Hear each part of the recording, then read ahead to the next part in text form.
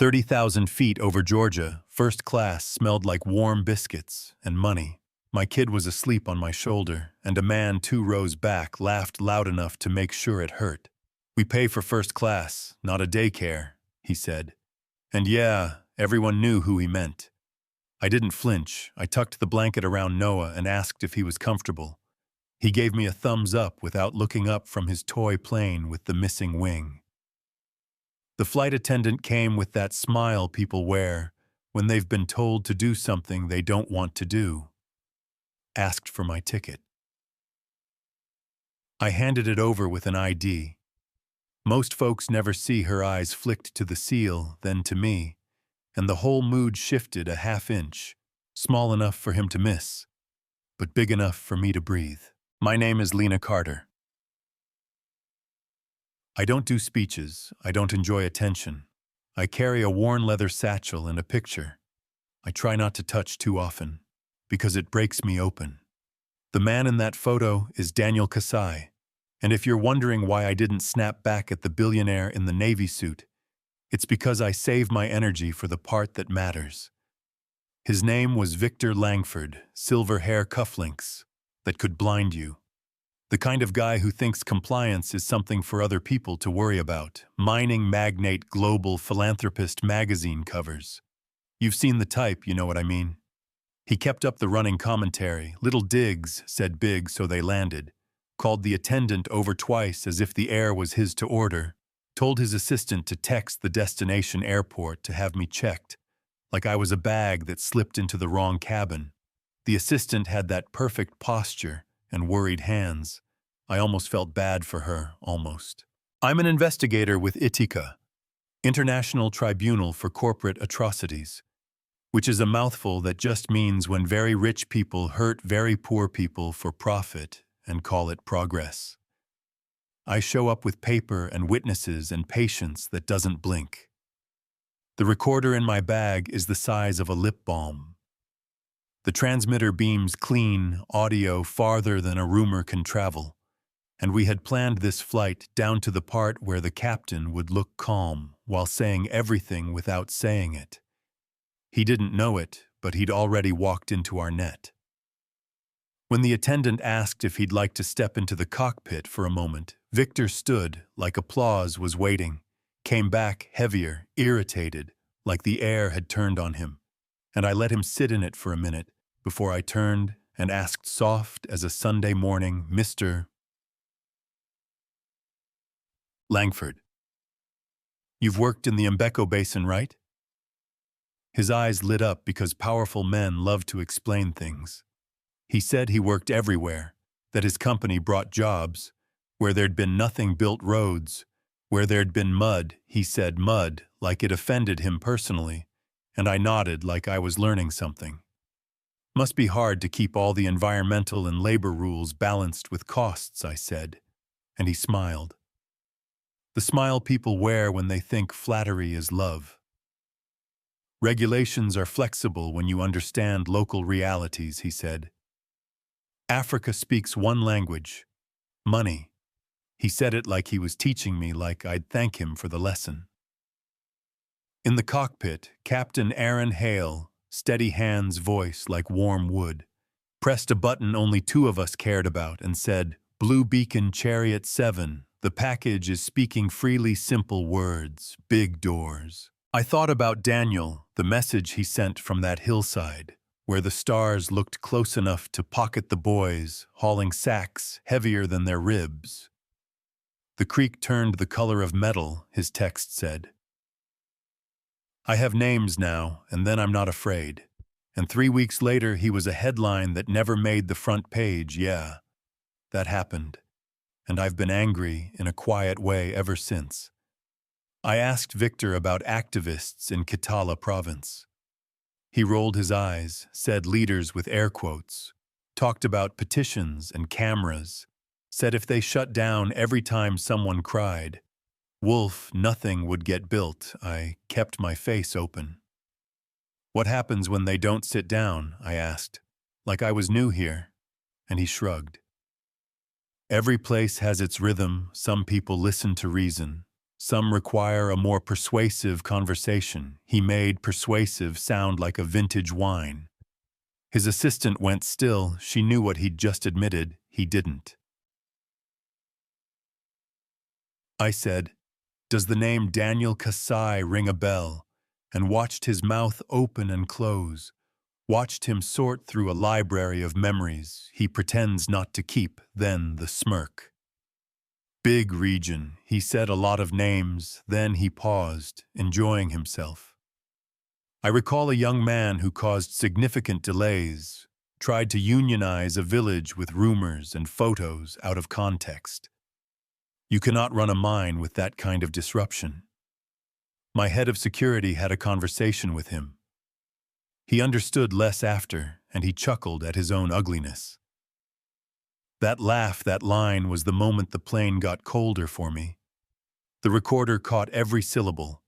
The transmitter carried it across an ocean to people who had been waiting for those exact words in the cockpit. The captain asked for Protocol Delta with a voice so calm no one looked up from their drinks, and my hands shook, not from fear exactly, more like release. Phone started buzzing. The assistant's screen lit up like a building on fire. She showed Victor the incoming alerts. Raids, warrant servers under seal. And he said jurisdiction like it was a magic word, like it could pull the ripcord on gravity. I stood, not dramatic, just upset, Noah gently by the window, where he could keep holding his toy plane, opened my folio, so the seal caught the cabin light, and introduced myself properly. Mr. Langford, my name is Lena Carter, lead investigator with Iti Kaya for 3 years. I've documented Langford Mineral Group's operations in Mbeko, including illegal extraction, bribery, forced displacement, and the deaths of 21 community representatives. I didn't raise my voice, didn't need to. The silence did that for me. He tried to stand, sat back down because his knees forgot how, and he said, "What are you going to do? Arrest me on a plane?" And I told him, "Not me," then pointed out the window where 2 gray shapes slid into view, not close, just close enough for anyone paying attention. And the man who thought money could negotiate with physics stared like he'd never seen the sky before. I set a stack of photographs on his tray, dates, stamped statements signed. I told him these were copies, that the originals were already in Geneva and Atlanta, that his emails were mirrored. His wires mapped the memo where he called activists, acceptable losses, archived and authenticated. His hand hovered over the paper and then fell back into his lap. He tried a last play. "We can come to an arrangement," he said, glancing at Noah. "You have a child. Think about his future."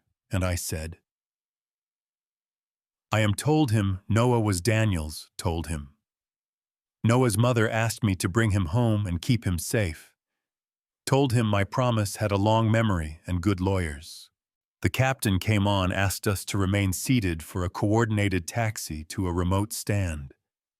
His voice still that easy, Sunday tone. The wheels kissed the runway and held engines side. A staircase rolled to the forward door, and federal windbreakers lined the tarmac like a sentence already written. An agent stepped in with eyes like a locked box and called his name with the kind of authority you can't buy. Read the charges without a tremor, asked him to stand. And he did, because deep down, even men like that know what a closed door sounds like. As he turned, he tried to find one last scrap of power. "I'll bury you in court," he said. But it came out thin, and I told him, "You already did, you just didn't feel the dirt landing." And a woman who had clutched her purse the whole way wiped a tear and whispered thank you, and I nodded, because some days a nod is all you have room for. Trials aren't movies. They crawl, they sprint, they stall, then they finish all at once. But when the verdict rolled out, count after count, and the sentence stretched long enough to outlast his legacy, the room made a sound like a breath. Everyone had been holding for too many years. His magazines won't put him on the cover again unless it's drawn in a prison zine. The foundation we built in Daniel's name opened its doors. The accounts we froze began paying for water windows. School uniforms with knees that don't rip in a week. Parents sleep with both eyes closed sometimes now. And if you've never seen that, trust me, it's a kind of justice you can touch. People ask if I felt satisfied on the stairs. That day, I won't lie, there was a flicker. It tasted good, but the feeling that stays isn't sweet.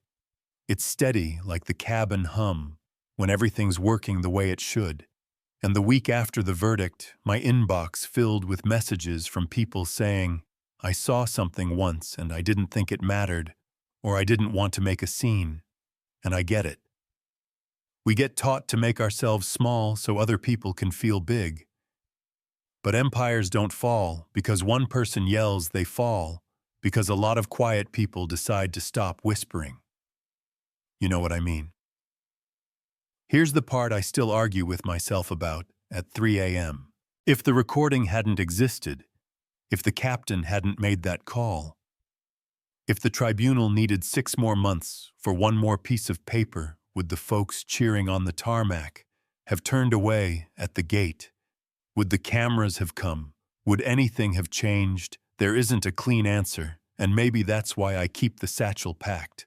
The recorder charged the photo of Daniel thin at the corners ready. So yeah, a man laughed at a mother in first class.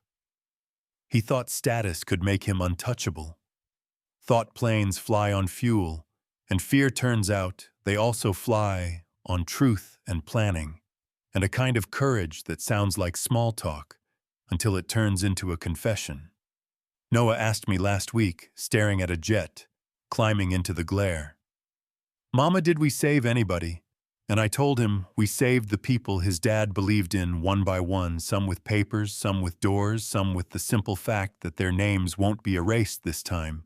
And he nodded like it made perfect sense because kids accept good news without bargaining for more. If you're still here with me, tell me what you think. Was what happened to Victor justice or just power in different clothes? Where's the line between progress and exploitation? And who gets to draw it? Have you seen someone judged for where they sat or how they looked? And did anyone step up? Drop your story, argue with me if you want. Name the bias you've seen, tell me the moment you stopped whispering, and if you believe dignity shouldn't depend on a ticket or a bank account. Hit subscribe, share this with someone who needs to hear it, and tell me where you're watching from. Your voice matters here loud and clear.